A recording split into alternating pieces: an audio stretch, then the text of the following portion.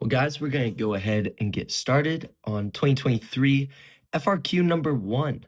This is a calculator FRQ, obviously. And looking at it, we already see we have some integrals, we have a table. It looks like it might be an accumulation of change question, which I feel like are very doable questions, especially for the calculator. So I'm excited to do this one. But let's give it a read.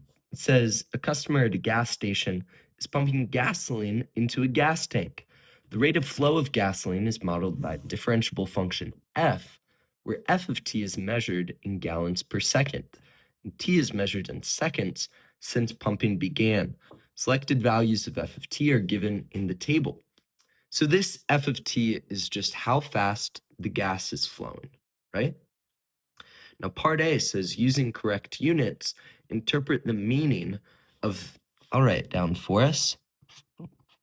It is the integral from 60 to 135 of f of t dt. And it wants us to interpret it, but then also use a Wright-Riemann sum with 3 subintervals to approximate the value of that integral. Okay, I think we can totally do this, right? So this integral, this f of t represents the rate of change. And one of the really important things that we learn about accumulations of change is that when we take a definite integral, right, where there are bounds of a rate of change function, we will get the accumulation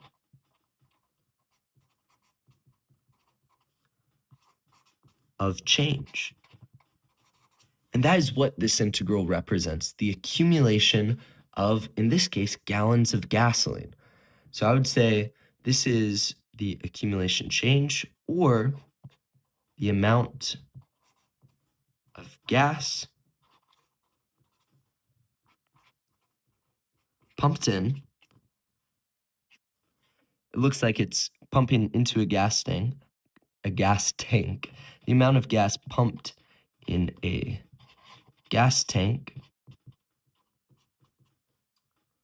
over, I would put the time interval 60 to 130, because we need to be specific as to what, like when we're actually looking at the gas, right?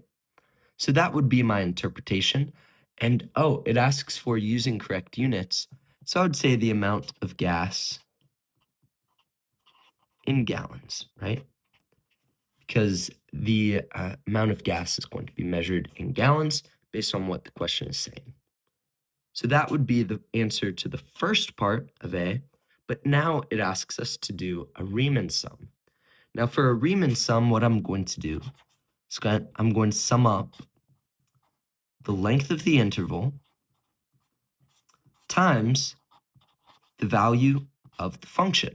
And I'm going to sum all of those up. So I can use my calculator, because this is a calculator question, and do this. So my first interval is going from 30 to 90. So my interval length is 30, or 60 to 90, I'm sorry. And we are going to use a Wright-Riemann sum. So I'm going to use the right endpoint, which is 0.15 under the 90 seconds, right? That is f of 90. Then I'm going to add the length of the next interval, which is also 30, and multiply it by the value of f of 120, which is 0.1. And then finally, I'll add the length of the final interval, which is 15, and multiply it by f of 135, which is 0.05. I click enter, and I get that my final answer is 8.25, and is being measured in gallons.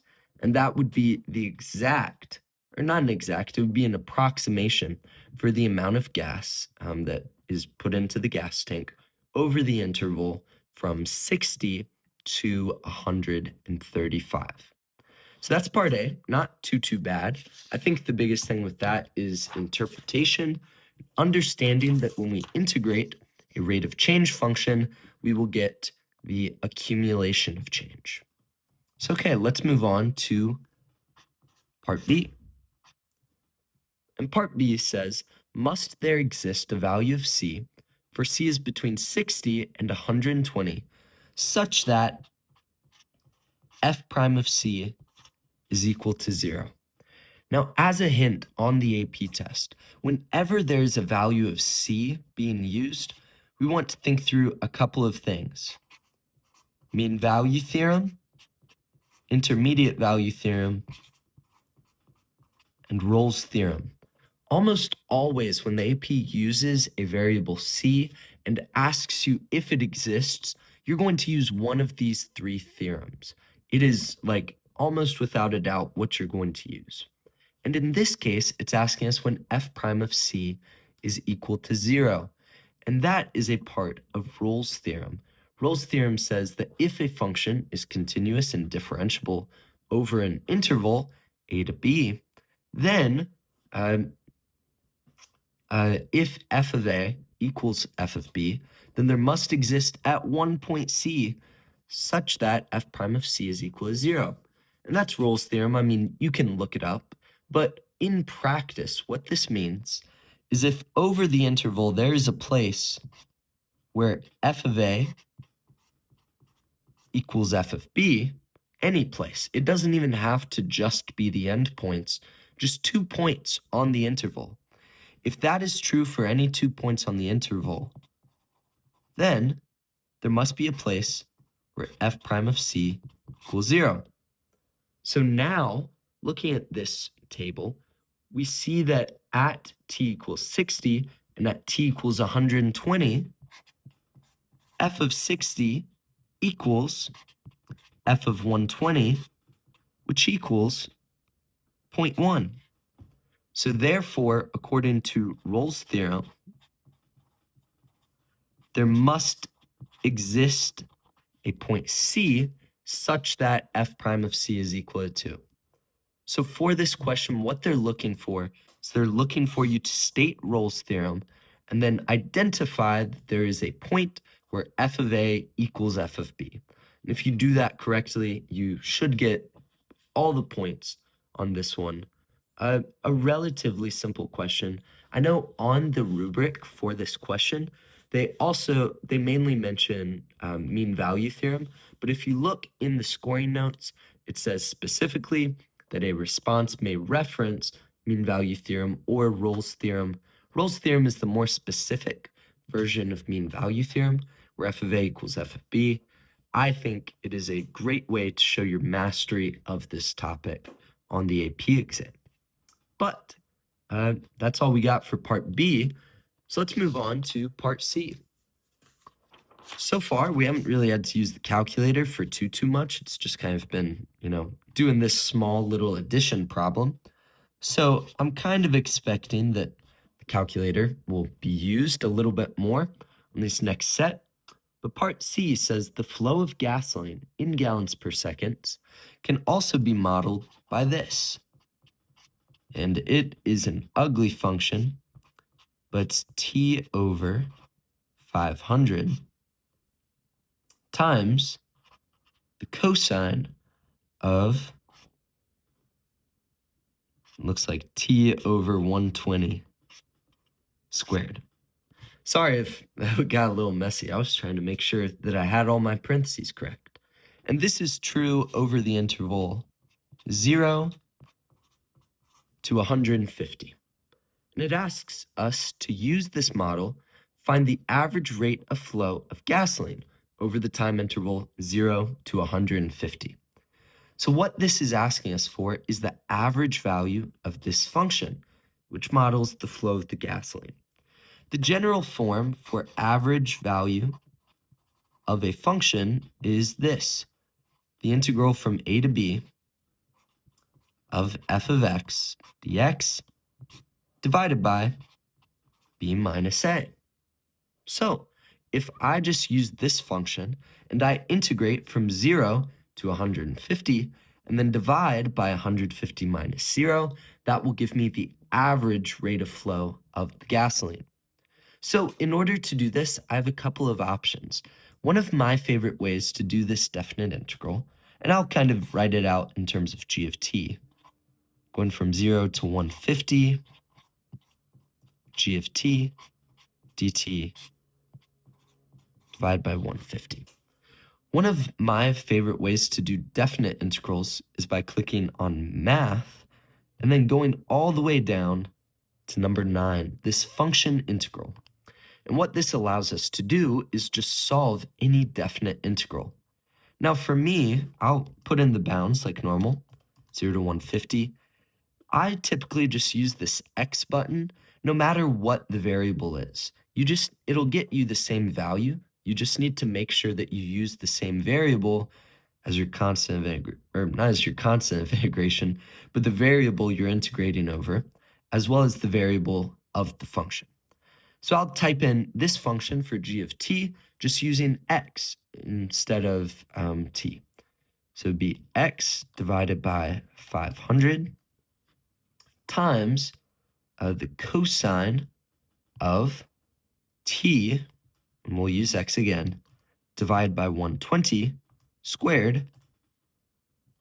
And I think we have the correct number of parentheses, and I'm going to do it dx. Click enter, and it gives me this value, 14.3995. And if I divide it by 150, or 150 minus 0, it's 150, it gives me a value of 0.096, and this is going to be in gallons per second, right? Because it is an average rate of flow. So same thing as average speed would still be miles per hour. My average rate of flow is still going to be in gallons per second, just like the function g of t. So remember, go to Math, go down to number 9. That gives you a fantastic way to do these definite integrals, way easier than trying to type it into y equals, like use all that, super easy. So that is part C to this question. Still nothing too crazy. I think all of this is pretty doable. I find that calculator questions, sometimes it's hard to have the first step. It's easy to make mistakes on the calculator, but generally, I think, the calculator's doing a lot of the work for you. You just got to know where to go. And that's a big part of it. But let's look at part D. So part D says, oh, not part C, part D. There we go. Perfect. It says using the model G defined in C, find the value of G prime of 140 and interpret the meaning of your answer in the context of the problem. Well, I know I was just showing you going to Math and doing a definite integral. Thankfully for us, if we go down to number 8, there's an awesome way to take a derivative of a function at a specific point. So, same as before, I'm going to use x as my variable instead of t. I'm going to type out the function again, x divided by 500 times the cosine of x divided by 120 squared. I think that should be enough parentheses. And now I just say where we want it to be evaluated, which in this case is at 140. We click enter, and it gives us this value, negative 0.0049. Now, we need to think about the units of this question, right? G of t is measured in gallons per second. So when we take the derivative with respect to time, once again, these units are going to be gallons per second squared, right? Because you can think about this as, velocity and acceleration. Velocity is miles per hour. Acceleration would be miles per hour squared when we take the derivative. So that would be the correct units for this question. But it also says interpret the meaning of your answer. Now, this is the first derivative of our rate of change. And it is, this much. So I might say oh, the rate of flow of gasoline, which is just the definition of G of T the question gives us in part C. The rate of flow of gasoline is decreasing